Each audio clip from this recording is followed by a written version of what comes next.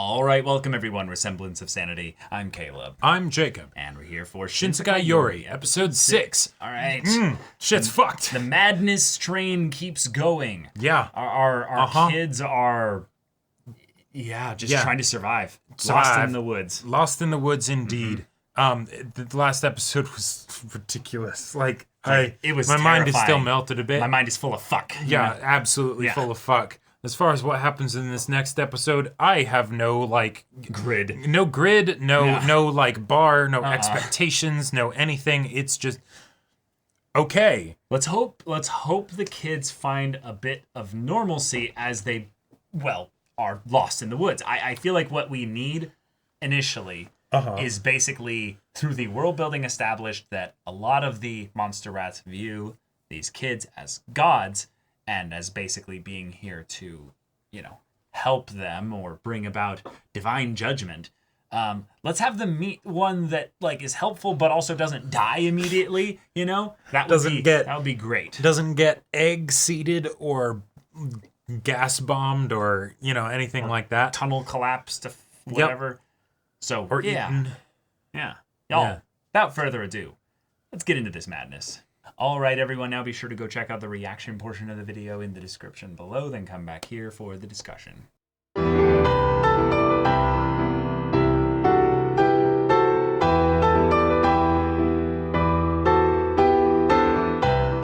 Damn. Okay. Wow. Psychic powers are terrifying. Yep. And the monster rats absolutely make sense to be so aggressively, violent towards them of if we don't know what you're doing here, if we don't use every trick we wipe out this entire countryside. It wouldn't even be hard. If anything, Satoru was probably holding back by being in some ways kind of sick with it, where he was like, let's have some fun here. Because he didn't want to just end the fight immediately, because that would deface not only the whole countryside and the land and stuff, but potentially could also harm them by causing another landslide or something. Crazy. Right. Crazy. Because that little reminder that the psychic adult that they dealt with had already been kind of fucked up by the fact that he the creature made itself look like a human, so that he thought for a bit wait, did I hurt a human? His power on a human, and thus that caused his programming to freak out. Right. So this is also just because you're a normal human being. Right, but that was a grown adult hampered. Yes. This is what a child can do. Unhampered, Okay. Yeah, wow. I completely understand how the society would form and why they would need to be overly strict and all of that stuff, because you can't take risks when it's something like this. Oh yeah, it's just okay. 50,000 people just died. And maybe 50,000 more people are going to die with the monster rat army that's assembled there. That might even be an army. That might just be their colony. Yep. He just takes the canyon size and just... Right, because they might not be trying to attack. They might be we have to abandon this area. This is just no longer safe. Yep. We have to run. And a god just smote this area. Let's move. Right. It literally is to that scale. And I kind of like the fact that the power system, if anything, basically just makes them have the typical psychokinesis kind of stuff that you would expect for a psychic to have, where it's changing the temperature by exciting the molecules and something and making it catch flame. Cool. Telekinesis with no restrictions on weight or control, really. Right. And I was actually kind of surprised, because I when he made all of the bullets, I thought that it was going to be some beast titan, way faster, and then it's just explosions and all that stuff. No, it seemed fairly just fairly basic and straightforward and things like that. The kind of stuff where there are a lot of anime that have come out kind of since this show in a lot of ways, where you have the overpowered protagonists, right? Okay. And that's a way that then you can focus on the character conflicts, right? Yes. Because then the physical conflicts are a non-issue, right? Yep. And because that's a way that changes the story dynamic, and it can be done in some very fun ways. And this is one of the other ways that it can be done, where it's no. They're the weight of that power. Exactly. Yeah. There is no real conflict here, right? It's just the thing of these people are so desperate, these monster rats, that it's they're really going to keep coming after us. they can kill us. Yeah. So because we assume that that's what they'll do. Not that they're more scared of us than we are of them. Because, who cares why they do it? Well, but I love that Satoru keeps justifying it this way when he walks back towards them multiple times, and then the reveal of the other monster rats that were, a part of the robber fly colony are then like, yeah, this way's safe. No, our scouts just didn't bump into them because they wouldn't want to attack us. That makes sense. Constantly, and even the thing that they said in the previous episode where it's the please bring down divine wrath on our enemies, they're so bad. And it's like, hold on. Yeah. And then the whole bit where he could sense the weakness in them. Yeah, he could sense the weakness like, specifically in her, and it's like, both of them, because Satoru's tired, and then for her, wait, you're not doing anything? Yeah. Oh. That moment, just combined with the music, my spine went just I seized up, and it was just like I'm so terrified right now. That is masterful. That's such a great little bit there. Good. And it was set up so beautifully that it would end up being brought up eventually. Because they talked about that earlier. Yeah, it's like, if they find out that we can't use our powers because we're kids, or whatever, or anything, right? Like, that would be real bad. Because suddenly they're like, well, wait a minute. Yeah. Really? Like, the only reason that they're going along with you right now and treating you well is because you're useful, right? And also... And they're terrified. They're terrified. And they're terrified. But if suddenly they're not terrified and you're not useful... Yeah. They probably got, smote by gods in the past too, They're just like, for whatever reason... But you're for here now, and you're not fighting us, so you must be here to help us. You're right? one of the good gods, right? Right. Oh, wait, but maybe not. Maybe. This is very interesting. Very interesting. I'm very curious to see what kind of direction this conflict's going to go, because so far I feel like we don't have enough stability within what's happening to really feel like this will be able to be explored at length, right? Right now, they are going places quickly. Civilizations are probably being wiped out, or put on the brink of being wiped out, by their actions because, they're coming after us, you know? I also loved the bit with the rocks because it could have been a thing where we're like, oh no, they have catapults. They had poisonous gas things. The idea of them being able to fling rocks like that, totally possible. Yeah. But that also could just be one of the panicked other kids that's just flinging rocks out because they also think that, they have catapults and stuff. Oh, and it's exactly. I love also that moment in stories where the panic in the battlefield sets in to the point where friendly fire just starts happening. Well, it's one of the most dark and twisted things, but when you can sell that in a story where people have not necessarily superpowers, but some kind of extra thing that basically makes them more callous to the violence that they're inflicting.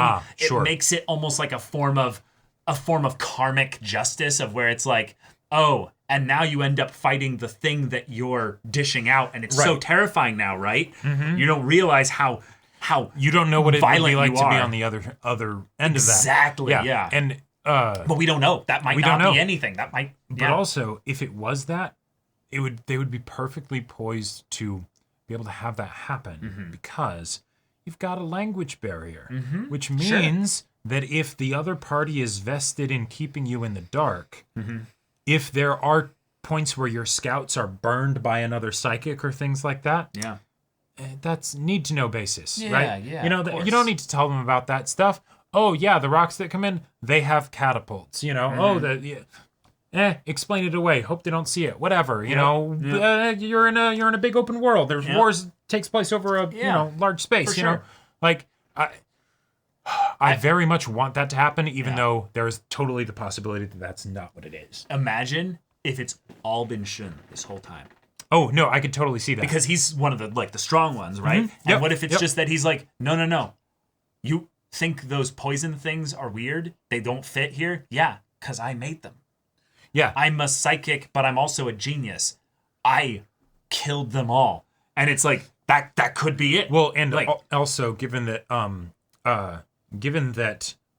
Satoru likes our main girl, what was her name? Saki. Saki, yeah.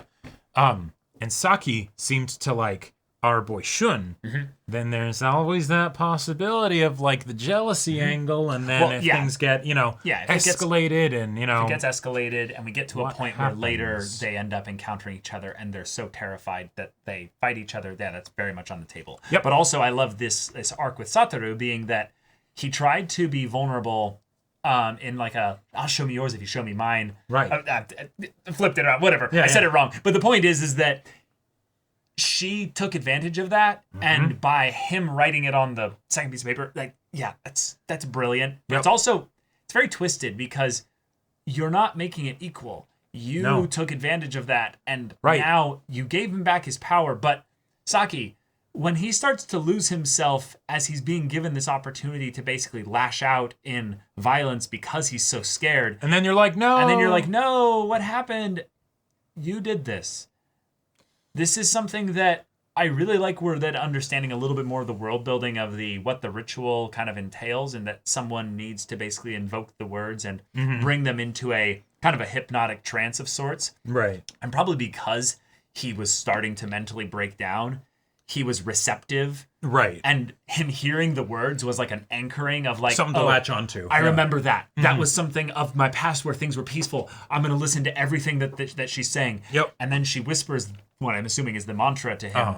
And that, because of the way the ritual worked, potentially gives him a new spirit. I'm not sure if that's how that works every time. It feels very similar to true name fantasy magic, but done in a way that I like a lot more. If you don't know what true name fantasy magic stuff is, it's generally something where things will have a true name that's beyond like the ordinary name, and if you know that, you're able to control the thing. Yes. And then the question that comes from that is what happens when you know a person's true name. And it's this very big thing and vulnerable and all that stuff. But the problem is that once you get into I can control another person, like actually control them, it's narratively, it's kind of wonky, right? Yeah. But if it's something where it's I have access to your power. Yes. That is still something that you would absolutely want to keep a secret, because theoretically they couldn't just give you your power. They could potentially do other stuff. Who knows, right? Who knows? And yet it's something that is very beneficial if you can trust someone with that, so that if you're in a situation where you are vulnerable, they can help you when you cannot help yourself. Right. Love it. Love it. Very awesome.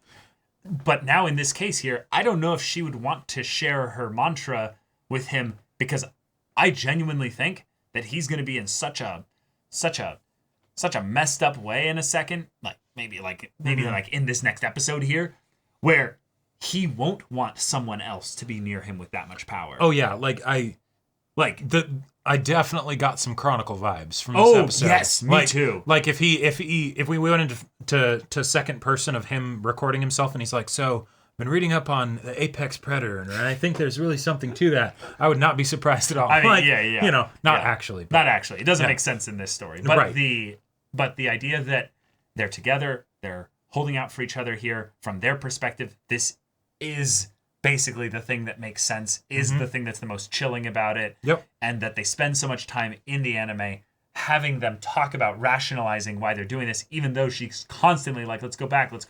Right. And he keeps getting pulled deeper and deeper. Yeah. It feels very much like they're also trying to set up the stuff about what are they called? The ogres or the whatever, the basically the kids that go crazy. The kids that go crazy. Yeah. This makes sense of that. Where was it? Karmic demons. Yeah. Right. Yeah.